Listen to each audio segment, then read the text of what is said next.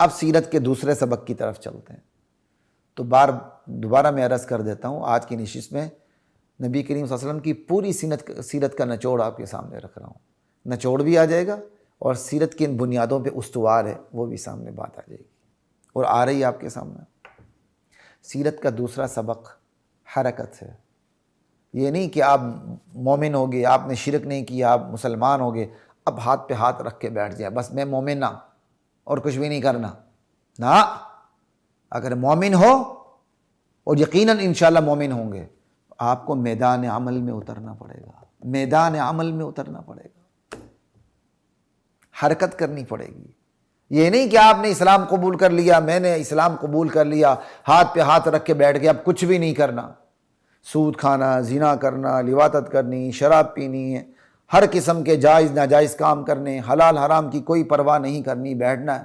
یا ایمان لے آئیں، اب امت کی ضروریات ہیں، انفاق فی سبیل اللہ، اللہ کے راستے میں خرچ کرنا نہیں کرنا، اللہ کے راستے میں مال دینا نہیں دینا، اللہ کے راستے میں جان دینی نہیں دینی، کچھ بھی نہیں کرنا ہے۔ اللہ کے بندوں کو سمجھانا ہے دین کو، نبی کا وارث بن کے آگے جا کے کنتم خیر امت اخرجت للناس، سب کو سمجھانا نہیں کرنا، بیٹھے نہیں رہنا نا۔ اخلاص کے بعد سیرت کا دوسرا سبق میدان عمل میں اترنا ہے، حرکت کرنی ہے۔ اور یہ یاد رکھیں، جس شخص کے اندر اخلاص بھرپور ہوگا وہ عمل میں ضرور اترے گا۔ جو شخص اخلاص کے باوجود عمل پہ نہیں اترتا، سمجھ لیں کہ اس کا اخلاص نامکمل ہے، کیونکہ اخلاص بھرپور ہو وہ عمل کی شکل میں چھلکنے لگتا ہے، جھلکنے لگتا ہے، عمل کی صورت میں دکھنے لگتا ہے، نظر آنے لگتا ہے۔ اور جو اخلاص عمل کی صورت میں نظر نہ آئے وہ اخلاص تو ہوگا لیکن نامکمل اخلاص ہے۔ ٹھیک ہے، تو سیرت کا دوسرا سبق عمل ہے، حرکت ہے، میدان عمل میں اترنا ہے۔ اور میدان عمل میں اترنے کے لیے سیرت نے جو کام کیا ہے وہ صرف یہ نہیں کیا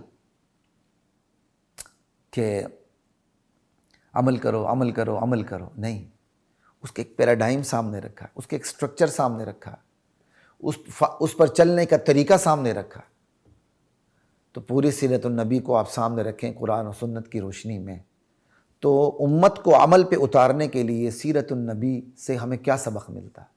سیرت النبی سے ہمیں یہ سبق ملتا ہے کہ اللہ کے نبی نے سب سے پہلے غفلت کے مواقع ایک ایک کر کے بند کر دیے۔ جتنے بھی غفلت کے چانس سے کہ بندہ اس میں پڑھ کر غفلت کا شکار ہو سکتا تھا، اللہ سے دور ہو سکتا تھا، اللہ کے نبی سے دور ہو سکتا تھا، صحابہ سے دور ہو سکتا تھا، ان سب کو اللہ تعالیٰ نے وہ سارے سوراخ بند کر دیا، ایک ایک کر کے ایک ایک کر کے ایک ایک کر کے۔ سمجھے؟ اللہ کے نبی کا فرمان ہے نا، انما بعثت لکسر المزامیر، مجھے آلات موسیقی توڑنے کے لیے بھیجا گیا ہے۔ ٹھیک ہے، یہ غفلت کا بہت بڑا ہتھیار ہے۔ شراب، شباب، کباب، ناچ گانے کی محفلیں، شریعت نے اس پہ پابندی لگا دی۔ شریعت نے مدینے میں آ کے سود خوری پہ پابندی لگا دی، شریعت نے مدینے میں آ کے شراب خوری پہ پابندی لگا دی، شریعت نے لا تعداد نکاح پہ پابندی لگا دی، 4 تک محدود کر دیا۔ یہ وہ چیزیں ہیں کہ غفلت کے مواقع جتنے بھی تھے 1 بائی 1 ایک ایک کر کے شریعت نے سارے بند کر دیے، تاکہ بندے کے غفلت میں جانے کے چانس ہی ختم ہو جائیں۔ اب اگر وہ پھر بھی غفلت کا شکار ہوتا ہے تو اس کا اپنا نفس شیطان ہے جس کو کھلا ہی رکھا گیا ہے، کیونکہ اس کو کھلا نہ رکھا جائے تو اس کا امتحان ہی درست نہیں ہوتا، کیونکہ امتحان میں آزادی دی جاتی ہے۔ اللہ تعالیٰ امتحان لے رہا ہے تو اللہ نے گناہ کا موقع بھی دیا ہوا ہے، نیکی کرنے کا موقع بھی دیا ہوتا ہے، تو اتنے مواقع تو بندے کے پاس رہیں گے۔ لیکن جو بڑے مواقع تھے جن سے بچنا مشکل تھا غفلت کے، ان سب پر پابندی لگا دی، لیکن پابندی بھی ایسی لگا دی کہ بندہ اختیار سے جا سکتا ہے، گناہ کر سکتا ہے، لیکن شریعت میں ان پر پابندی لگا کے بتا دی کہ ان کے قریب نہ جاؤ گے تو تمہارے لیے عمل میں اترنا آسان ہوگا، اور کچھ وہ چیزیں بتا دی یہ کرو گے تو تمہارے عمل میں نکھار آئے گا۔ تو شریعت نے جن جن چیزوں سے روکا ہے وہ سارے غفلت کے مواقع ہیں، اور شریعت نے جن جن چیزوں کی اجازت دی ہے وہ تشکر کے، شکر کے جذبات کو وہ چیزیں لبریز کر دیتی ہیں، اللہ کے سامنے بندے کو سر نگو کر دیتی ہیں۔ یعنی منہی عنہ، جن سے روکا گیا، مامور بھی جن کا حکم دیا گیا۔ جن کا حکم دیا گیا وہ غفلت کو نہیں شکر کے جذبات کو برانگیختہ کرتی ہیں، جن سے روکا گیا وہ غفلت کے جذبات کو برانگیختہ کرتی ہیں۔ تو شریعت نے میدان عمل میں اتارتے ہوئے ایک کی اجازت دی، ایک سے روکا۔ جس کی اجازت دی وہ اس سے شکر پیدا ہوتا ہے، جس سے روکا اس سے ناشکری پیدا ہوتی ہے اور غفلت پیدا ہو جاتی ہے۔ تو شریعت نے میدان عمل میں اتارا، لا الہ الا اللہ اللہ اکبر، شریعت نے یوں میدان عمل میں اتارا۔ اور اس حوالے سے ہمارے ہاں بہت زیادہ افراط و تفریط ہے کہ لوگ میدان عمل سے بچنے کے لیے ہر قسم کی تعویلیں کرتے ہیں۔ میں آپ کو پہلے دیندار کی کیا کہتے ہیں دینداروں کے بہانے بتاتا ہوں۔ بعض دیندار کیا بہانے کرتے ہیں؟ اچھا عقیدہ ٹھیک ہو گیا تبلیغی جماعت کی محنت سے یا کسی توحیدی جماعت کی محنت سے، عقیدہ ٹھیک ہو گیا، ہاتھ پہ ہاتھ رکھ کے بیٹھیں گے، کمائی نہیں کریں گے۔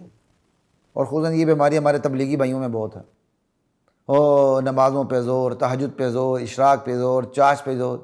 ارے بھائی تمہارے پیچھے بیوی بچے ہیں، ان کا تم نے خیال نہیں، اللہ راضی کہ اللہ خود ہی دے گا۔ اچھا گھر میں کھانے کو کچھ نہیں، بیرون جماعت کے لیے 1 سال، جی ماشاءاللہ۔ حالانکہ راوین میں اندر سخت پابندی ہے کہ آپ لوگ اس وقت جماعت کے لیے نکلیں جب پیچھے آپ توشہ چھوڑ جائیں، نان و نفقہ چھوڑ جائیں۔ لیکن یہاں ایک بہت بڑی تعداد اندرون تو اندرون ماشاءاللہ بیرون کے لیے بھی ہاتھ کھڑا کر دیتی ہے، پیچھے نہ بلی چیتھڑے بھی نہیں ہوتے۔ کیا مطلب؟ اللہ مالک ہے جی، اللہ دے گا۔ یہ وہ بہانہ ہے، یہ وہ بہانے ہیں جن سے دین بدنام ہوتا ہے۔ بندہ دین کی طرف آتا ہے تو دین کو بہانے کا ذریعہ بنا لیتا ہے۔ اللہ مالک ہے بھائی، اللہ مالک ہے، اللہ تعالیٰ نے اس مالک نے حکم دیا ہے تم یہ کرو گے تو تمہیں روزی ملے گی، وہ ادھوری بات کر دیتے ہیں۔ اسی طرح ہمارے ایک دوست تھے، اگر وہ میرا یہ بیان سن رہے ہوں تو ناراض نہ ہوں، میں نصیحت کے طور پہ بتاتا ہوں۔ وہ یوٹی میں پڑھتے تھے، یوٹی میں غالباً ان کا شاید دوسرا سال تھا، تیسرا بہرحال جو بھی تھا، تیسری چوتھی ٹرم تھی جو بھی تھی۔ انہوں نے مجھ سے مشورہ کیا میں عالم دین بننا چاہتا ہوں اور میں یونیورسٹی چھوڑنا چاہتا ہوں۔ میں نے کہا فی الحال ایسا نہ کرو، آپ کے 1-2 سال رہتے ہیں، انجینئرنگ کا لیبل بھی لگ جائے گا، آپ انجینئر بھی ہو جاؤ گے، انجینئر کا لیبل بھی لگ جائے گا۔ اس کے بعد 1-2 سال کی تاخیر ہے نا، پھر آپ آرام سے عالم دین بنیں۔ جب تک نہیں بنتے آپ ہمارے مدرسے میں آتے رہیں اور تھوڑا بہت شروع کر دیں تاکہ آپ ماحول کے ساتھ جڑے رہیں، اور جب مکمل طور پہ آئیں گے تو آپ کو تعلیم سے بھی مانوسیت ہو جائے گی، ماحول سے اس وقت مزید مناسبت قائم ہو جائے گی، اور آپ انشاءاللہ عالم دین بننے کا سفر آپ شروع کر دو گے۔ اس نے کسی کے سامنے کہا میرے بارے میں میری عدم موجودگی میں کہ مولانا کا ایمان کمزور ہو چکا۔ میں نے اس اللہ کے بندے، چنگے بلے بندے کو مشورہ اس لیے دیا تھا کہ الایمان یزید و ینقص، ایمان تو اوپر نیچے ہوتا رہتا، ٹھیک ہے۔ آج اس کا بڑا جذبہ جوان ہے، وہ میڈیکل کالج بھی چھوڑنے کے لیے تیار ہے کوئی شخص، یا کوئی انجینئرنگ بھی چھوڑنے کے لیے تیار ہے، بالکل بیچو بیچ وسط کے اندر۔ کل وہ ایمان کا لیول نہ رہا تو یہ سب سے پہلے مولوی کو گالی دے گا، فلاں مولوی نے خود انجینئر نہیں بنا تھا، مجھے انجینئر بننے نہیں دیا، خود ڈاکٹر نہیں بنا تھا، مجھے ڈاکٹر بننے نہیں دیا۔ اس لیے ہم میڈیکل اسٹوڈنٹ سے بھی کہتے ہیں آپ کا جی چاہ عالم بننے کا، خدا کے لیے اب برداشت کریں، 2-3 سال 3-4 سال رہتے ہیں، پڑھ کے ڈاکٹر کا لیبل لگا لیں، اب شیطان کے عملے کارگر نہیں ہوں گے، کمزور ہو جائیں گے، اب آپ عالم دین بھی بنیں، ٹھیک ہے۔ لیکن بہت سے ساتھی ایسا کام نہیں کرتے ہیں، وہ مشورہ دینے والوں کے ایمان پہ حملہ کر دیتے ہیں کہ ہمارا ایمان بڑا مضبوط ہے، مولوی صاحب کا ایمان بڑا کمزور ہو چکا ہے، بعد میں وہی لوگ پچھتانے لگتے ہیں کیا ہوا۔ میں نے اس بندے کو سمجھایا بھی، میں نے کہا دیکھیں بھائی آپ کی ایک عمر بھی ہو چکی ہے، آپ انجینئر بنیں، عالم دین کا سفر بھی طے کریں۔ وہ کہتا جی پہلے میں حفظ کروں گا، تجوید پڑھوں گا، پھر عالم بنوں گا۔ میں کہا یار خدا کا خوف کرو یار، کوئی طریقہ کار ہوتا ہے۔ وہ بندہ بہرحال یو چھوڑ کے چلا گیا کہیں، اس نے تجوید میں داخلہ لے لیا، سال بعد واٹس ایپ پہ اس کا میرا رابطہ ہوا، میرا اندازہ یہ کہ وہ بیچارہ عالم دین نہیں بن سکا، لیکن بہرحال میں اس کو مشورہ دے چکا تھا کہ آپ اس طرح نہ کرو، ٹھیک ہے۔ تو ہمارے ہاں دینداروں کا ایک طبقہ کسی چیز کو چھوڑنے کے لیے بہانہ دین کو بناتا ہے، نماز پڑھ کے بیٹھ گئے، مزدوری نہیں کرنی، کیوں؟ میرے بچوں کا اللہ مالک ہے۔ یہ کوئی طریقہ نہیں۔ اب میں آپ کو دوسرا بہانہ بتاتا ہوں جو دنیا داروں کا ہے۔ ماشاءاللہ جی جج صاحب سیٹ پہ بیٹھے ہوئے ہیں، ڈاکٹر صاحب سیٹ پہ بیٹھے ہوئے ہیں، مریض کو چیک کر رہے ہیں، عدالت عالیہ یا عظمی کے جج صاحب سیٹ میں بیٹھے ہوئے ہیں اور بڑے بڑے فیصلے کر رہے ہیں، نماز کا ٹائم ہوتا ہے تو عدالت کو روکتے ہی نہیں، کیوں؟ یہ کوئی میں دین کا کام نہیں کر رہا، یہ پیشنٹ کو چیک کرنا دین نہیں، عبادت نہیں ہے؟ یہ مظلوموں کے حق میں فیصلے دینا یہ عبادت نہیں ہے؟ انا للہ و انا الیہ راجعون۔ اب اس کی دنیا اس کو دین سے روک رہی ہے۔ بھائی جس اللہ نے تمہارے فیصلے کرنے کو عبادت کہا ہے، اسی اللہ نے کہا ہے کہ اس کو چھوڑ کر نماز پڑھنے جاؤ۔ جس اللہ نے کہا ہے نماز پڑھنا عبادت ہے، اسی اللہ نے کہا ہے کہ آپ نماز سے فارغ ہو چکے ہو، جاؤ بیوی بچوں کے لیے مزدوری کرو۔ لیکن دونوں طرف کمال کی زیادتی ہو رہی ہے۔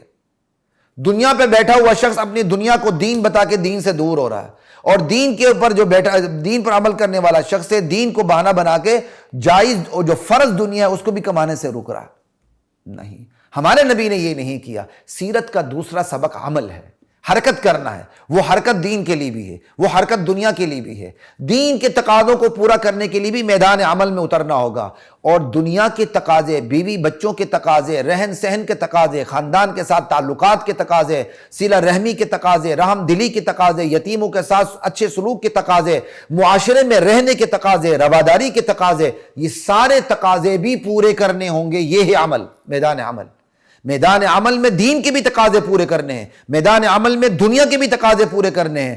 دنیا کے تقاضے بھی نیک نیتی سے ہوں گے، یہ بالواسطہ عبادت ہوگی۔ اللہ تعالیٰ نے کمال مہربانی سے نیت اچھی ہونے کی وجہ سے دنیا کے کاموں کو بھی عبادت کا درجہ دے دیا، وگرنہ براہ راست عبادتیں وہی ہیں جو 24 گھنٹے کے اندر میرے اور آپ پر فرض ہیں۔ روزہ ہے، روزہ فرض ہے، نماز ہے، نماز فرض ہے، زکوٰۃ ہے، زکوٰۃ فرض ہے، حج ہے تو حج فرض ہے۔ باقی جو دیگر چیزیں، حلال کمائی کرنا، سیٹ پہ بیٹھنا، فیصلے کرنا، پیشنٹ کو دیکھنا، یہ تو اللہ تعالیٰ نے نیک نیتی کی وجہ سے اس کو عبادت قرار دیا، اپنی کمال مہربانی سے۔ ورنہ تو یہ تو کیا کہتے ہیں، جاہ و جلال کے، منصب کے، ہیبت کے، اختیارات کے اور روزی کمانے کے چکر ہیں۔ اللہ چاہتا تو اس کو عبادت ہی نہ کہتا، لیکن یہ چیزیں بالواسطہ عبادت ہے، انڈائریکٹلی عبادت ہے۔ ڈائریکٹ عبادت وہی ہے جس میں براہ راست اللہ کی عبادت ہوتی، کوئی اور چیز پیش نظر نہیں ہوتی۔